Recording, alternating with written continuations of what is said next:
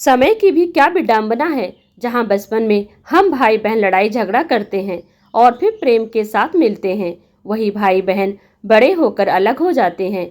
वह बचपन का प्रेम कहाँ खो जाता है, पता ही नहीं चलता। एक दूसरे की चीज़ों को हड़पना ही समझ में आता है। नितिन और राहुल भी अपने पिताजी के बनाए घर में रह रहे थे। दोनों की शादी हो चुकी थी। रामनाथ जी ने रिटायरमेंट के मिले पैसे से घर बनवाया था। रामनाथ जी ने ये घर बहुत प्यार से बनाया था। इस घर की एक एक ईंट उनकी मेहनत और पसीने की कमाई थी। उन्होंने हमेशा संस्कारों की दुहाई दी और अपनी परवरिश की हमेशा बड़ाई की। पर क्या पता था कि एक दिन उनके बच्चे आपस में लड़ने झगड़ने लगेंगे। रामनाथ जी वैसे तो पहले से ही दूरगामी थे। उन्होंने अपने मकान को 2 पार्ट में बनवाया था, छोटे बेटे नितिन और बड़े बेटे राहुल के नाम से। पर उनके जीते जी अलग होने का तो सवाल ही नहीं उठता। घर के मनमुटाव को रामनाथ जी के सामने न लाया जाता। रामनाथ जी की दिनचर्या समय के साथ बीत रही थी। उन्हें अपनी परवरिश पर भरोसा था कि उनके बच्चे कभी आपस में नहीं लड़ेंगे।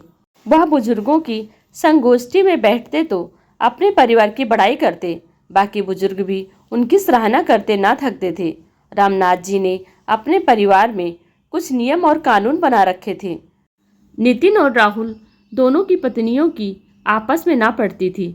शिखा और रुचि दोनों आपस में मन भारी किए ही एक दूसरे को देखती। उनका बस चले तो वह एक दूसरे को देखना ना चाहें। वह अपने पतियों को ताना मारती। नितिन और राहुल पिताजी से बहुत डरते थे, या यूं कह लें कि रामनाथ जी के संस्कारों का असर था।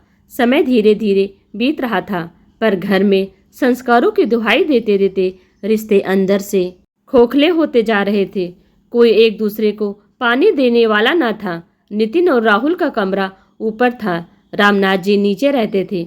उनके घुटनों में दर्द होने के कारण सीढ़ियां नहीं चढ़ते थे। एक दूसरे की देखा देखी रामनाथ जी तक अब टाइम से न खाना पहुंचता न चाय। रामनाथ जी अपने ही घर में एक पुरानी टूटी कुर्सी के समान पड़े रहने लगे। सर्विस के समय जो उनके घर में साख थी वह अब खत्म हो चुकी थी। रामनाथ जी अब बीमार रहने लगे। कहीं न कहीं वह चिंता से ग्रसित थे, जो उनको खाए जा रही थी। जिन संस्कारों की वह दुहाई देते थे वह शायद अब ख्यालों में थी। रामनाथ जी बहुत दुखी रहने लगे। रामनाथ जी ने अब घर से निकलना बंद कर दिया था। एक दिन अचानक उनकी मृत्यु हो जाती है, हार्ट अटैक से। क्रियाकर्म के लिए दोनों भाइयों में खींचातानी शुरू हो जाती है। समय की विडंबना देखिए, जिसका सब था उसके अंतिम संस्कार में भी भाइयों ने अपना लड़ना न छोड़ा। किस तरह पंडितों को खिलाकर क्रिया का काम संपन्न किया। जिस पिता ने इतनी दुआएं दी अपने बच्चों को और संस्कारों की कितनी बड़ाई की, उसका ये अंत अब नितिन और राहुल को रोकने वाला कोई न था। नितिन और राहुल की आपस में रोज ही लड़ाई होती। उनके काम पर जाने के बाद शिखा और रुचि भी आपस में लड़ जाती। यह सिलसिला अब आए दिन का हो गया था। अब बंटवारे की बात चलने लगी।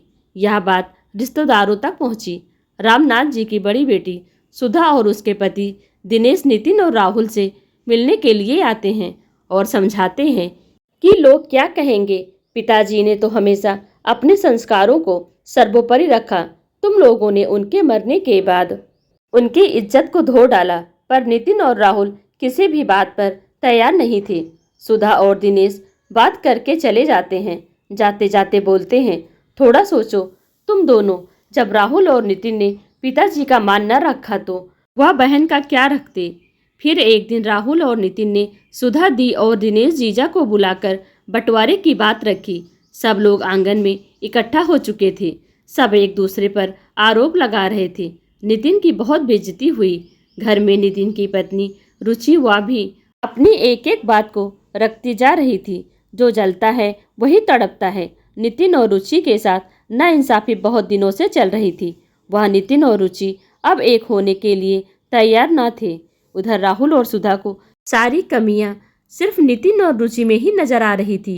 सुधा और दिनेश भी नितिन और रुचि को समझाने में लगे थे। रुचि ने कहा, सारा कुछ बड़े भाई का होता है, छोटे का कुछ नहीं होता। पर रुचि की बात कौन सुनता। रुचि बोले जा रही थी और रोए जा रही थी। माँ के गहने, माँ का बॉक्स, माँ का कमरा सब बड़े भाई का होता है, तो हमारा क्या है?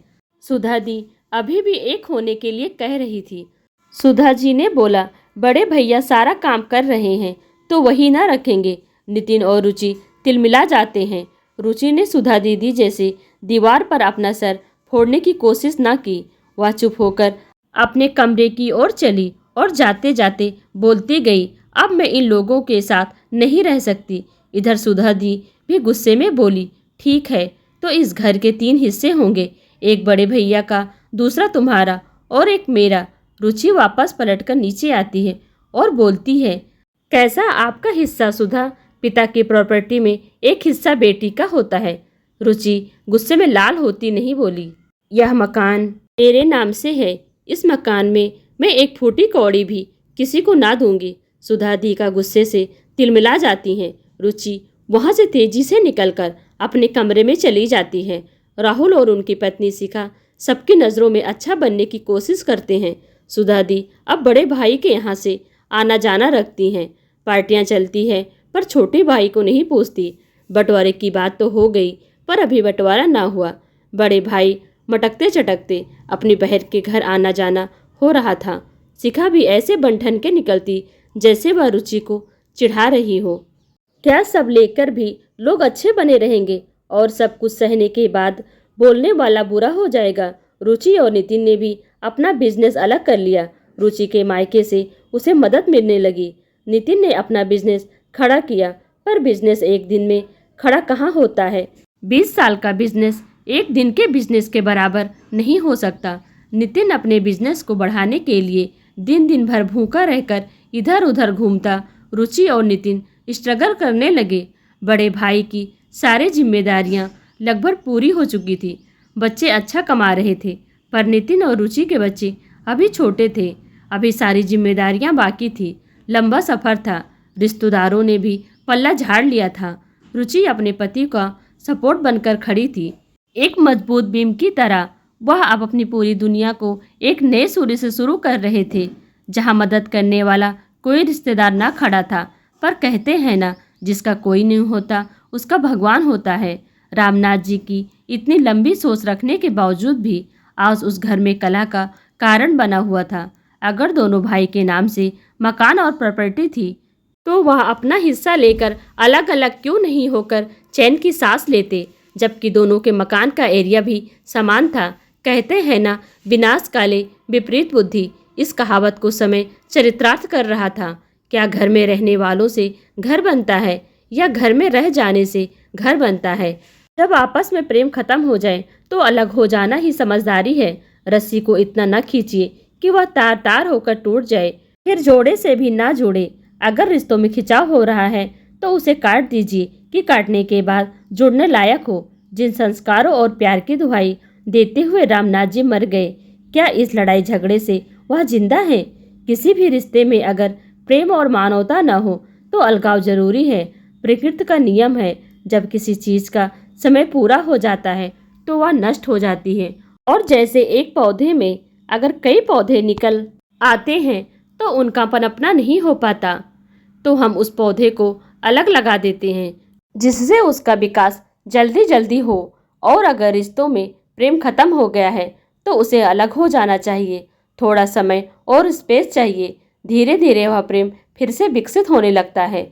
और लड़ कट कर रहने से मन में द्वेष उत्पन्न होता है। समय के साथ ही अच्छी सोच रखते हुए अपने आप को अलग कर लेना चाहिए, जिससे प्रेम भाव आपस में बना रहे।